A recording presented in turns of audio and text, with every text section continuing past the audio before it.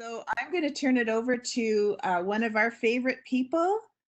Oh, you're outside watching this, Kerrigan. That's awesome. Good for you. Well, it's a nice sunny day. It's cold out, but it's sunny. Oh, I hear it's not as cool. It's cold. It's warmer where you are.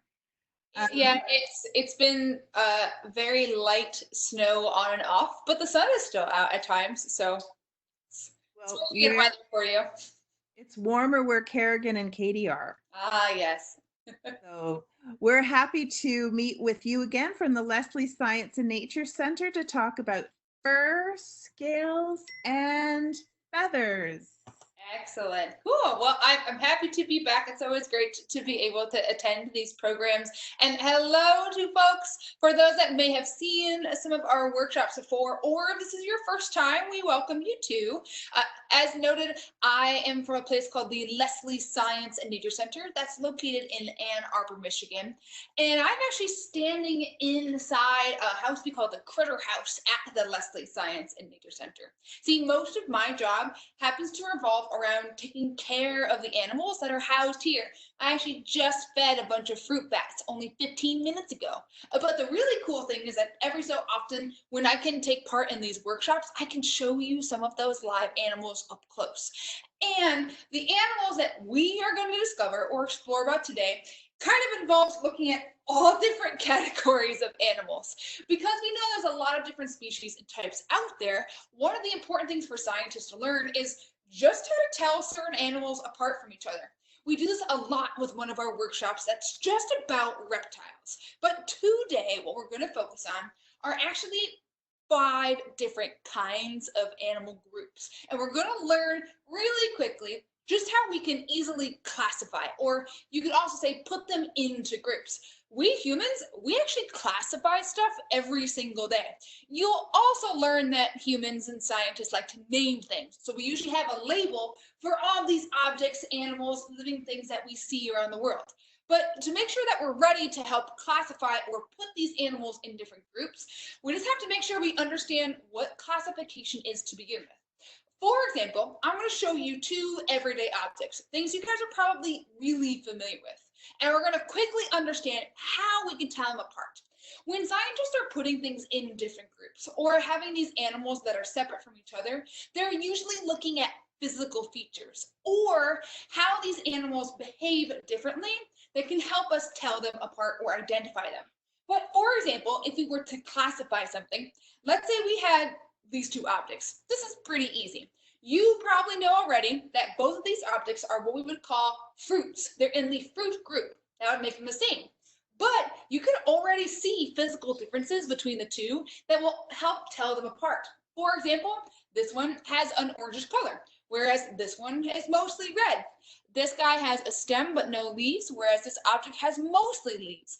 Even with fruit, we can sometimes taste them using one of our senses to determine that they also have different flavors. So right then and there, thanks to those differences, we classify these objects as 2 separate types of fruit. This one being an apple and this one being an orange. Now we do the same thing when we talk about animals. But because there are literally thousands of kinds of animals out there, some things can get to be a little tricky. What we're going to do is this. The 5 main animal groups that we are going to talk about are what we call vertebrates. Now, a way to tell what a vertebrate is you can actually do this. You're a vertebrate. Go ahead, take a couple fingers, and if you find your backbone or your spine, most of the bumps that we feel there on the back, you have a backbone. All vertebrates, or all animals under that category, also have a backbone. This means we wouldn't be talking about animals like insects or spiders. Their bones are on the outside of their body, and they don't have a spine like we do. Doesn't mean they're not important, just means you need more time to talk about them as well. So today, all the animals we focus on are ones that have backbones. The really cool thing, though, is that that also includes animals like us, the animal category that we live in. And the 5 groups we're going to mention are this. Ready? Pay close attention. We're going to talk about fish. We're going to talk about amphibians. We're going to talk about reptiles, birds, and then mammals. So our 5 vertebrate groups. Now, fish are usually easy to identify, and because it's hard to get a whole amount of water in one space, I actually just use a fish It looks like this. This one is definitely a toy or an object.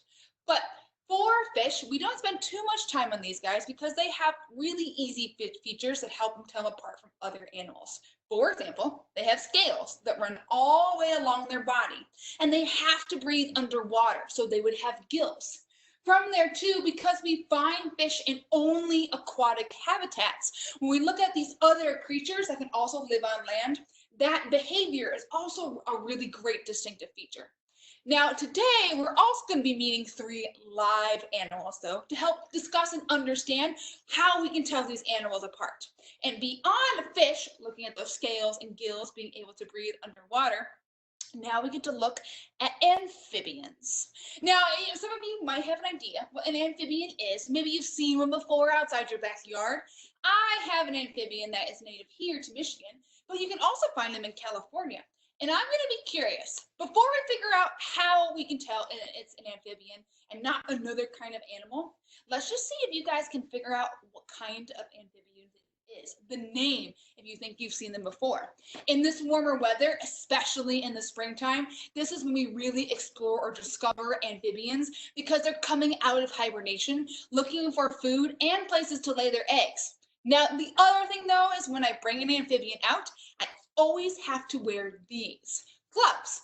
But gloves are really for this animal's safety, not for my own. I definitely know that I talk fast, but man, we got a lot we want to talk about today too. Thanks, Ryan, for pointing that out. You guys ready? All right, let's take a closer look. Now, first things first.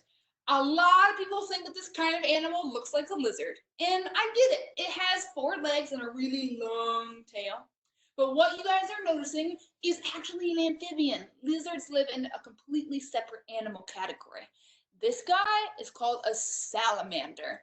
Some of us may have heard of salamanders before. They're actually closely related to frogs and toads.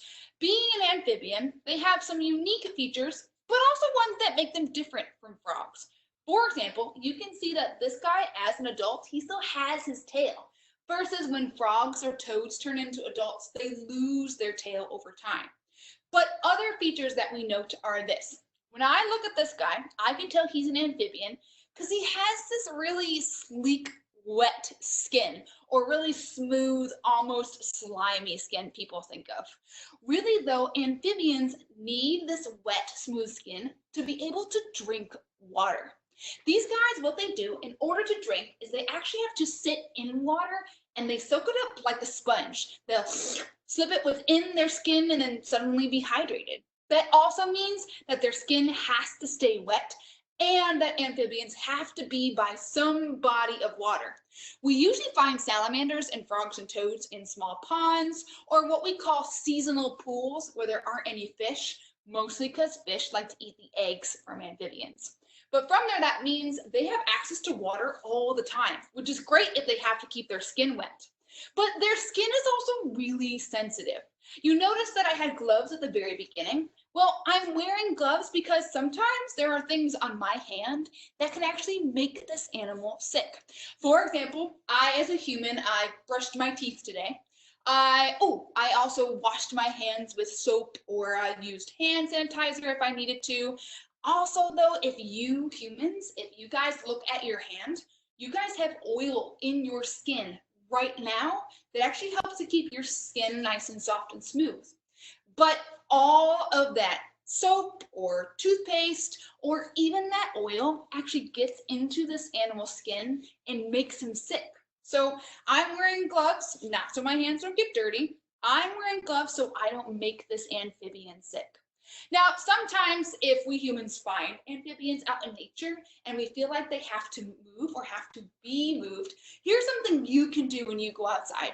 If you see something like a frog or a toad or even a salamander and you need to move it with your own hands and maybe you don't have gloves around wherever you go, what you can do is you can actually get your hands really dirty. You can cover them up with, say, mud or soil, wood chips, whatever soil is nearby, because that kind of acts like nature's glove. It protects the stuff on your hand from getting into this animal and making him sick. Now, beyond that skin, there are definitely more features that we use to tell amphibians apart from other animals. A lot of times, we usually reference an animal's eggs or what they look like before they hatch. And these guys, they have some pretty hilarious looking eggs. These guys, their eggs look like gooey eyeballs. Check it out. Now, this is just one pile of amphibian eggs. Frogs and toads have them in clusters as well. And we call them these jelly-like substances just because these guys are protected by this jelly-like substance around the egg. That also means that amphibians have to lay their eggs in the water in order for them to survive. This is why we don't find them hatching on land. And again, why amphibians need to be by some water. I like the reactions that are there. All amphibian eggs have this jelly-like substance around them, though, to protect them. That also means, though, that amphibians, that word actually tells you a lot about this animal's lifestyle. The word amphibian means both lives. And most amphibians live not only in the water, but they can also live on land at different parts of their life cycle. Many of us have probably heard of or seen a tadpole before. Well, tadpoles are really just baby frogs and toads, and most amphibians start their life completely underwater.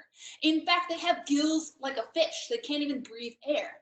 But as they grow or get bigger, they develop lungs like you and I, and then they're able to walk on land. So a really unique lifestyle compared to other kinds of animals that we see. But those jelly-like eggs, the smooth, wet skin, and some of the environments we find these animals in, that is the key thing telling amphibians apart from other creatures. I have a very interesting question. I have somebody ask, why is it so gross? Well, my friends, as scientists, even when we think things might be gross or yucky or look icky, we actually make sure that we think it's interesting rather than gross. That's just because we want to make sure we learn as much about it, even if we think it doesn't look that cool. So even though this guy might look a little weird, I would say, this is a very interesting looking salamander. You can even stroke your imaginary beard or a real one if you have one. Okay, that's a lot on just amphibians. And remember, we still have 3 other animal groups to try to go over. This is just an introduction, though, to these animal groups. One of your challenges will be to see if you can learn more about the specific animals you find near your own human habitats, too. Frogs and toads are probably more common than salamanders, but that doesn't mean that you can't discover more about them, even through resources that you have at home. Now, this other or next animal category that we're going to go over is pretty similar to amphibians, except 2 main differences. Something that has to deal with its skin and something that has to deal with its eggs. I see those reactions. Remember, it's still pretty interesting even if you think it's gross. This is actually an animal that lives in Canada as well. And I'm going to do the same thing with this next animal that I did with the salamander. I'm going to bring it out. And I'm going to see if any of you can identify right away what kind of animal you think it is. But remember, as scientists, we have to figure out how we know or why that is. The really cool thing, though, is even though it looks or may act similar to amphibians or has similarities, we are still classifying it in a different animal category because of these features we see. Ready? Go. Now, interestingly enough, this guy we would first classify, or we'd put him in the order of reptiles. Oh, I already see on the chat, excellent, somebody mentioned that it looks like a snake. And you got it, it totally is. Snakes are one of a few different kinds of reptiles that we find throughout the animal kingdom. Usually turtles and lizards are also in that category. Oh, great, a lot of people are looking at this too. And snakes are a great representative of reptiles because you can see a lot of the physical features that help us classify them or tell them apart from other creatures. I like the emojis too that are happening with snakes. Excellent work. This guy is called an eastern fox snake. And while he's still pretty young and still small, eastern fox snakes are known to get to be up to 5 feet long and have this kind of copper or orange tint once they get to be super big. But how can we tell he's a reptile? Well, reptiles have this really dry, scaly skin. He may look in the camera that maybe he's kind of shiny, maybe he looks wet, especially under the light. But that's really just because there's oil in his scales that keep them smooth. When these guys lose or shed their skin, it actually acts or feels a lot like bubble wrap. Here, you can actually hear the crunchiness of it. That's just because all the oil is gone. But these dry scales help protect these animals and allow them to live on land. They don't drink using their skin. They're not super porous, and their skin doesn't have to stay wet like an amphibian. So we find reptiles in areas like a desert or areas where there's little to no water. And those scales can help protect their body in those different habitats. And I know that I saw somebody asked, why isn't this snake biting you? That's a great question. And I actually can talk about that with all of the animals that we meet today. These animals, funny enough, are actually teachers. They're teachers just like me. They're teaching you about animals. But in order to be a teacher, they have to go through training to learn how to meet you all over a video screen. This snake, in a silly way, had to do homework to learn how to act in front of an audience that he meets for the first time. But I also have a job to make sure this animal feels safe. Animals only bite if they're scared. All the animals you meet today will really only bite if they're scared. So my job is to make sure that this snake feels safe the entire time it's out here, so it doesn't feel like it has to bite to protect itself. A really good point though, because I know sometimes people can be afraid of snakes, or they seem scary because we think they might bite. When in reality, guess who's the largest, scariest creature around us? Humans. We're huge. We're these giant, scary monsters to a lot of other animals. So even we can make animals nervous, even if we feel scared. Good question though, for sure. Their dry scales are not the only thing though that can help us identify reptiles. The other big thing are their eggs. Remember how we showed you the picture of the gooey eyeballs, those jelly-like eggs for an amphibian? Well, reptiles actually lay their eggs on land or just near water if they need to. And so from there, they have what we call really leathery eggs, or at least the outer shell feels smooth like leather. This egg isn't super hard like a chicken egg. It's still soft, but it has a harder shell, which allows reptiles to build nests on land and lay their eggs there. They don't need to be protected by water in order to survive. Okay, I saw a lot of stuff happening in the chat room, so I'm going to pause for a second because I want to make sure I get to some of the other questions that were around. And Molly and Katie, you're welcome to help me out. I do see one by Charlotte that they're not hurt by humans' oil in their hands. Good question. These guys don't absorb the oil or stuff in our skin that's on our hands. Doesn't mean that it can't still be poisonous if they were to actually eat it or lick it. From there, just like how we can sometimes react to certain pollutants, so can other animals. The big difference is that amphibians absorb it through their skin, whereas these guys, if they were to get sick from it, they'd actually have to eat or drink it instead, not just by contact like this. Oh, somebody was talking about our turtle eggs. Yeah, this picture that I was showing is actually just like turtle eggs. I believe these are baby alligators in our picture, but turtles, lizards, crocodiles, and snakes all have this kind of egg. Sometimes for snakes, the eggs actually hatch inside their body. So it doesn't even look like the snake lays eggs, even though it's happening on the inside. It's very, very funky how that works. One thing you will always learn is that there are always exceptions to science, but we try to use these features as much as possible in order to be able to identify them. Ooh, I have another really great one. What type of snake is the biggest? Well, the largest snake that we know of is a boa constrictor. Specifically, it's called a Burmese python. We find them down in Florida quite a bit.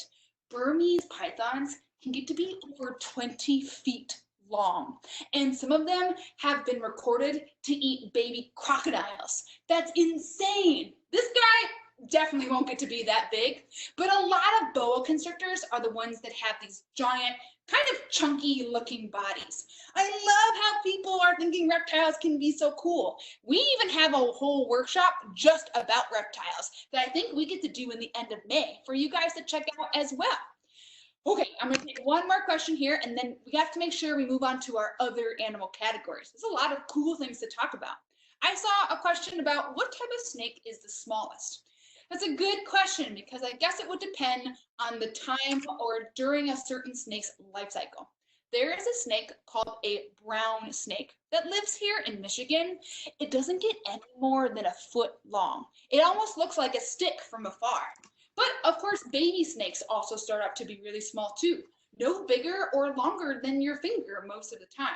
But I would say brown snakes, at least locally, are considered the smallest snake that we have in our areas. Whew, man, cool questions. Save any more questions too you guys have for we can also talk about them at the end, especially if you think of any more questions. But remember, classification, reptiles, dry scales, those leathery eggs, big difference from amphibians. However, I mentioned before we even saw the snake that they do have something in common with amphibians, and that's something we call cold-blooded, or we sometimes use a fancy term called an ectotherm. Here's what I mean. I will need you humans actually to try something for me. This is going to be kind of silly, but I want you to take your hands and I want you to stick them under your armpits. Or if you don't want to do that, though, you can also go behind your neck here. You, though, as a human, you are going to feel that it's very warm in those spots on your body. That is because you are a warm-blooded creature. You are one temperature no matter where you go, whether you go outside in the snow, in here in a room that's 70 degrees, our body stays one temperature the entire time. That's because of how our internal structures work inside our body. But reptiles and amphibians, fish included, they're all cold-blooded. They can't make themselves warm. It's not that their blood is cold per se. It's more that they are whatever the temperature is around them.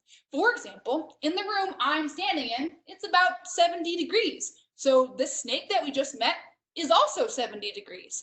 But if I went outside right now where it's actually snowing, then that snake would be the same temperature as the snow. That also means we don't usually find these cold-blooded creatures in really cold parts of the world, or they hibernate, just like other animals or mammals that we may know of too. Now, our next animal category, well, let's shift gears here a little bit. Let's go ahead and go to our warm-blooded types. We have two groups left that we mentioned at the very beginning, birds and mammals, both falling within that warm-blooded group. And our next animal, well, I'll let you decide what group you think it belongs in. We'll do the same thing as we've done with our other two creatures. When I bring this next animal out, see not only if you can identify what kind of animal it is, but also if you can identify what group it would fall into. He's right here next door to my screen, so don't worry, I'm not leaving you guys, I promise. Some of you, if you've attended some of our workshops before, you may have also had the chance to meet this individual, or have had a chance to learn about this kind of animal specifically. But let's just see if we can test some of your knowledge and take a closer look.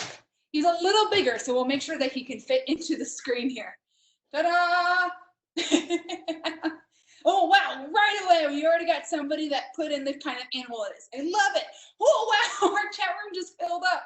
Yeah, you're totally right. This is an owl. Somebody even knows the specific species, which is awesome. This is indeed a barred owl. And owls fall into our bird category or a bird animal group. So excellent observational skills, guys. Way to go. Now, the kind of owl we mentioned is a barred owl. We do find here both in the United States and in Canada. And we can tell he's a barred owl because of these stripes or bars that run down his belly. That's his tree camouflage, if you will. But what you're also seeing is a key feature to help classify birds from other kinds of animals, and that's feathers. So far, currently, there are no other kinds of animals besides birds that have feathers that cover their entire body. And a bird's feathers are incredibly important for a variety of reasons. For example, for the birds that can fly, this is actually the wing of an owl, they'll have different kinds of feathers based on how they fly. Owls and many other large birds, they have these really long, stiff feathers or flight feathers that help them to balance in flight so they don't move all over the place and they can go really fast. But near the top part here, the feathers get to be really soft. There's actually 5 different kinds of feathers that a bird can have, but a lot of it also depends on where they live. Most owls don't migrate. In fact, they stay in really cold habitats around the world. So they have a lot of what we call down feathers, which are these really soft, cushiony feathers that stay close to his body to help keep him warm. It's kind of like having little tiny coats on their body at all times. But feathers, that's a key feature. It is true that they also have scales, but that's only on their feet. We know that most reptiles don't have scales and feathers, and even if birds do have scales on their feet, we still use feathers to identify them from other animals. Okay, I saw a couple other questions, so I'll pause here too. I saw somebody said that why do owls need feathers if they can walk? Well, it's true they can walk, but being able to fly is a huge advantage for these guys, particularly if you're a hunter or a predator. Being able to fly or having that adaptation allows you not only to cover more ground, but be able to use other features to help you hunt, find shelter, maybe to find a nest, or to migrate thousands of miles. So while, yes, it's true that they can walk, it's so much easier for birds to travel by flight. So these feathers really do come into play. Cool question though too. That's not something I've actually ever wondered about. I just assumed that flying was super cool. Why would you even need to walk? I love it. The other thing though we can use, you might be able to see it on the camera screen. I'll see if you can see his face a little better, is we actually use the bird's mouth to help identify them as birds instead of other creatures. It's this little, oop, there you go, yellow line that's right there in the center. We call it a beak. You can also call it just the bird's mouth, but a beak is another key feature for birds. We sometimes call turtle mouths beaks, but they are structured differently than that of a bird. The cool thing is though, if you look at a bird's beak, you can usually tell what or how they eat. Owls are raptors, they're hunters, they're meat eaters. And so owls have this really sharp, curved beak that allows them to cut up their food, kind of like using a knife and fork combo for that too. That also is great because birds don't have any teeth. They rely on whatever shape and size their beak is in order to be able to eat the kind of food that is an essential part of their diet. Now this guy also has sharp toenails, we call them talons, that can also help hold on to his food or cut his food into smaller bits. But that beak and beak shape and size is very important for different bird species. The final thing I want to make sure I mention, because we've been talking a lot about animal eggs, is, well, bird eggs. They have probably the hardest or the thickest shell of any of the animals that we've met. This is actually a picture of robin eggs. They usually have this tinted blue color. But having hard eggs allows birds to be able to place their nests in different spaces and know that their eggs will still be protected. This is why we're able to find many nests in the trees. Or sometimes they'll even bury their eggs underground. They'll put them up on skyscrapers or platforms. But that hard shell protects those babies from all different kinds of weather and more. So birds have the hardest shell of any of the eggs we've talked about today. Whoa, is it true that owls can twist their head halfway easily? That is a cool question. We actually have a workshop too that's just about owls, and I won't give too much away, but yes, you're probably watching this guy and how he's turning his head in a bunch of funky directions. Owls can actually turn their head 3 out of 4 ways around their body. That's 270 degrees. It's mostly because their eyes are so ginormous that they can't actually move their eyes. You keep watching, he'll probably do it more and more throughout his time here as well. Cool observation for sure. Finally, the one thing we've yet to mention for birds that actually all birds have, oh, you're even showing it for us, nice work, totally unplanned, are their wings. Yes, it's true, all birds have feathers, including on their wings, but guess what? Even birds that don't fly also have wings too. It's true, some other animals like insects or some mammals have wings, but from there, all you can notice is that penguins or ostriches that don't even use their wings for flight still have it as a primary physical feature for birds. Sometimes too, how their bones are structured, their size, or what kinds of feathers they have play a part on whether or not birds can fly, but those wings are a huge feature. Whew, okay, so from there, then what's cool is that when we talk about our birds, our reptiles, and our amphibians, we have a whole arrangement of features that we can describe. I'm going to pause for a second because I know there's some more action happening on into our chat room. I see that somebody asked how many babies an owl can have. Yeah, I'll make sure to talk about that too. Most of the time, owls can have between 1 to 4 eggs every year. We actually call it a clutch. What that means too is that you might have 4 baby owlets all in one nest, which can get to be pretty crowded. So on average, owls typically have 2 babies, or what are called owlets, every year. I also had somebody ask, his beak is so tiny. What does he eat? Well, here's the funny thing about birds, especially owls or bigger birds of prey. They often have their feathers covering their beak, so it looks really small.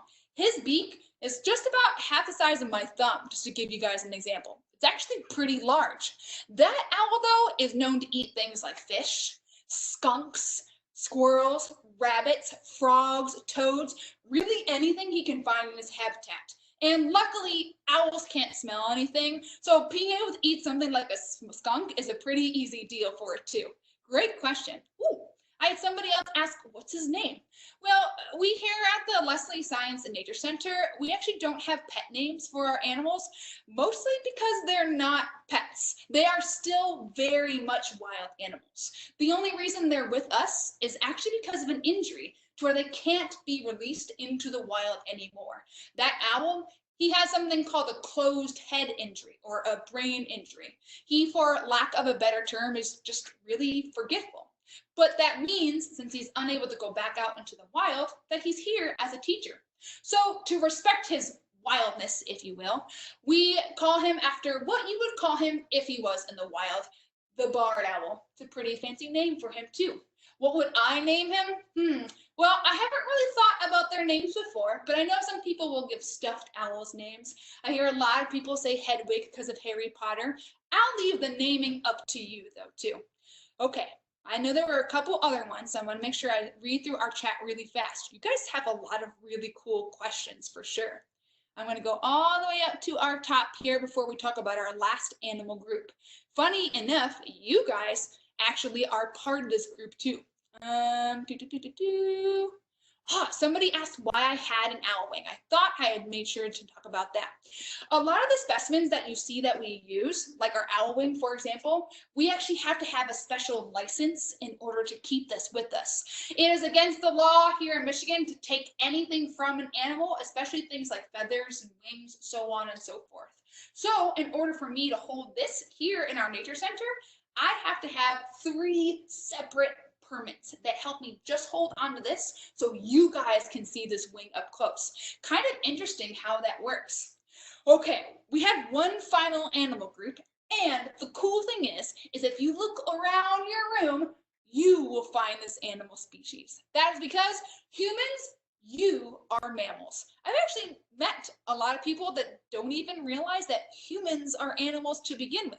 But being an animal and being different from, say, our birds, reptiles, amphibians, and fish, we got to figure out what features classify us as a mammal to begin with. The really big, obvious feature, though, is what's all over your head. This furry, hairy substance that we see that we sometimes like to shampoo. We have it all over our arms. Sometimes we have it on our face. Our hair can also be classified as fur. And mammals are chock full of fur on their bodies. This is the big feature or skin difference between that of a bird or a reptile for sure.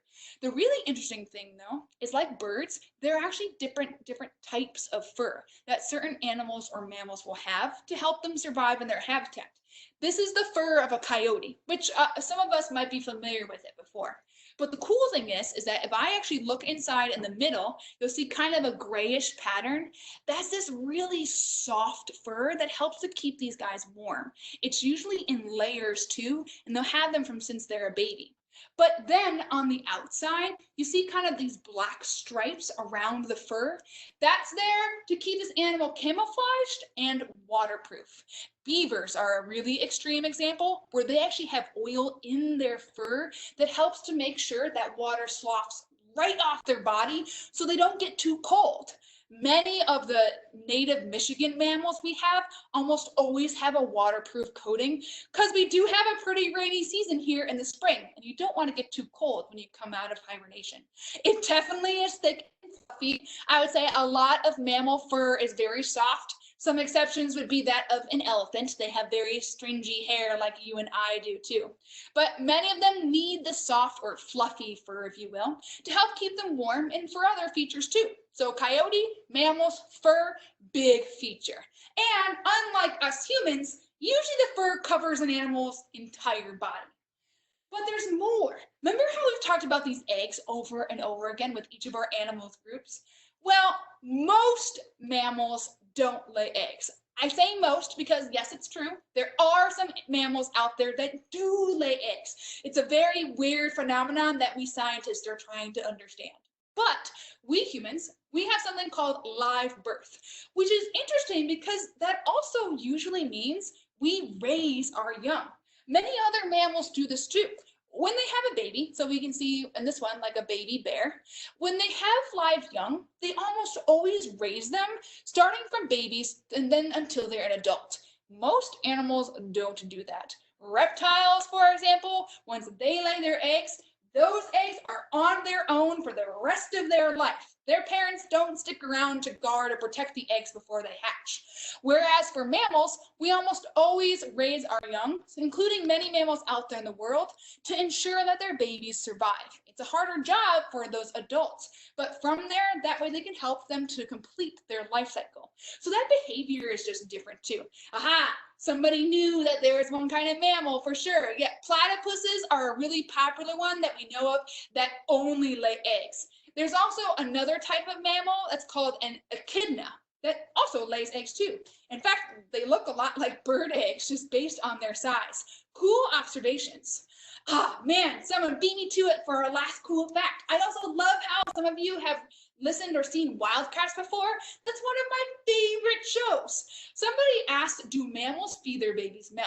It is true. That's usually another defining feature between mammals and other creatures, that they give their young milk. However, this person also knows that pigeons, birds, can sometimes provide milk too. Man, there's all kinds of crazy exceptions to science. It's nuts. That's why classification, though, can be kind of tricky. Because since there are these little exceptions here and there, which we often hear about all the time, it's hard to understand what features to pay attention to help put these animals in different groups. Luckily, from today, the big hope is that you can take these very basic physical features or adaptations we see on these animals, and the next time you see an animal, see if you can find those features to be able to tell them apart from other animal groups. Luckily, if you know that they have a backbone, you can already reference the 5 groups that we mentioned too. Oh, somebody asked about otters. Well, otters do fall in our mammal category. They do have live young though, unlike that of a platypus or an echidna. So they have a lot of the defining mammal features that we would use to help tell them apart from others. Whew, man, that was a lot of animal groups to go to. To review though, we had our fish, amphibians, reptiles, birds, and mammals. 5 main vertebrate or groups of those that had a backbone. The cool thing is though, since there's thousands of other animals out there, the discovery never really ends. You can even challenge yourself to talk about the animals that aren't vertebrates, that don't have a backbone, and where their bones are to begin with, or what features we use to identify them.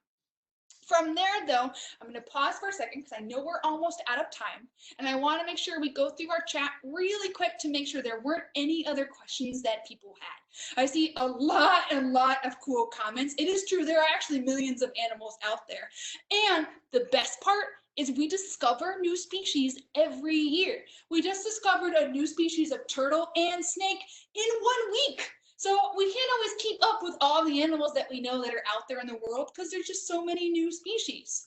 For Molly and Katie, do you guys have any other remaining questions for us today too?